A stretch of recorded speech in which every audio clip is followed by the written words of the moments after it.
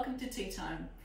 Today I have my friend and psychologist Ellen with me, and we're going to be talking about childhood development. This is an area that we get commonly asked about.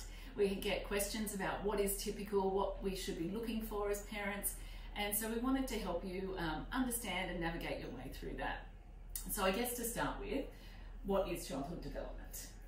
Yeah, I suppose it's such a broad concept, and there's so many things that fall into child development. But essentially, it's how a child grows from the time they're born to the time that they're an adult.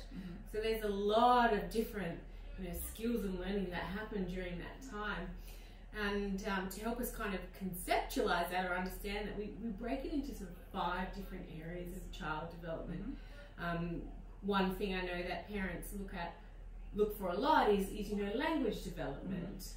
The other area is cognitive development, so that's more how a child learns and how they're able to solve problems. Then we've got social development, so how they interact with other people or other children. Emotional development, so their understanding of their own emotions and their understanding of other emotions. And also physical development, so that could include gross motor skills to those more finer motor skills as they get older. And I think the thing that I see lots of families doing is getting out the checklists, looking online, looking at the textbooks, and by this age my child should have achieved this, have so many words in their vocab, or be able to do whatever it may be, gross motor skills. They should have accomplished that and be really confident in that area, and if they're not, they then panic. So that's one of my concerns when it comes to childhood development, that we feel like there is a checklist that we need to. I remember even doing it as myself as a parent, even though I had the training in development and understood that every child was unique, individual, and learnt at their own pace. It's one of the things that can cause families a lot of stress. Most definitely, and I think social media probably doesn't help to a degree. As parents, we want the best for our kids, and we're constantly sort of comparing. Well, we worry about when will my child walk? Well, my child's not walking. Should I be worried? My child's not talking. Should I be worried? I think what we really need to remember is that it's not necessarily one point that we call typical. So you shouldn't be walking by 12 months. It's actually a range, and children all develop and grow differently. So when we think about, well, what is normal or what is typical, it's not really a cut-off point as such, it's a range. So for example, the range for walking is between 8 and 18 months. So that's quite broad. And I know myself, my son, he's not really walking yet, or hasn't really acquired that skill yet. He's 14 months old.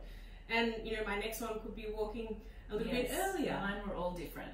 And I think it's kind of sad when we are so focused on those milestone dates or ages that we see. And I'll see people holding their little children's arms up and trying to get them to walk before they can. And I often say, unless we do have some sort of developmental concern, children are walking themselves into preschool, into school, and we're okay. But they've just learnt to walk at different ages.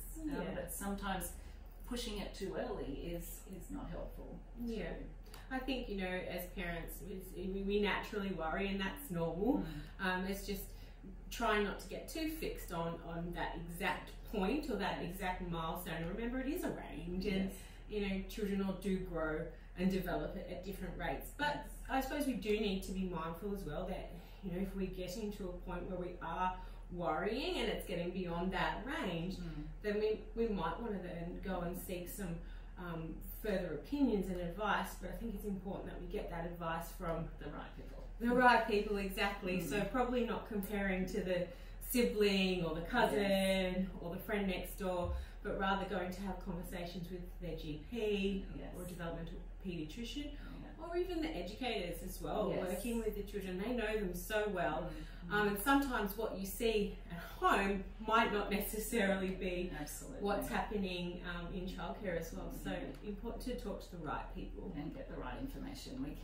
We can compare. I think in the time I've been teaching parent parenthood has become so competitive, sadly, and we sometimes feel that we've got to, you know, our child is advanced if they're speaking earlier, our child is advanced if they can talk, and we get a bit fixated on that, which can be, you know, we're missing moments, I think, is the other thing. So I think it's really important to allow children to be children, and they will reach those developmental milestones when they're ready to reach them, I guess. Absolutely, and I think as parents, I come back to sort of 3 principles of, you know, how can we support a child's development.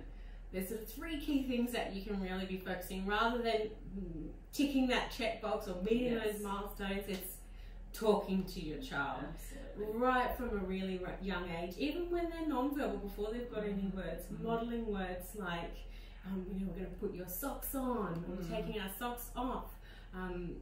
Reading to your child. There's so much happens when you're reading with a child. The social interaction. I spoke last week about all those incidental learning opportunities that just happen all the time and how important they are. I really think when it comes to development, it's important, especially as educators, to have an understanding of all those different areas and what we can do to support it.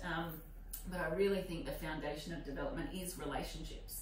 You know, and that security a child feels in their home environment, their learning environment, the people are around them, the role modelling from adults and their peers, people, the children they're playing with. That's really important to support their development. Yeah, and I think you like what you know you're saying as well is that there's all these natural opportunities to support your child's development. We don't sit down and do, you know, language skills 15 minutes a day. It's more that the more you're talking with your children, the more you're interacting, the more you're playing. And when I say play, I don't mean play with a toy with a child.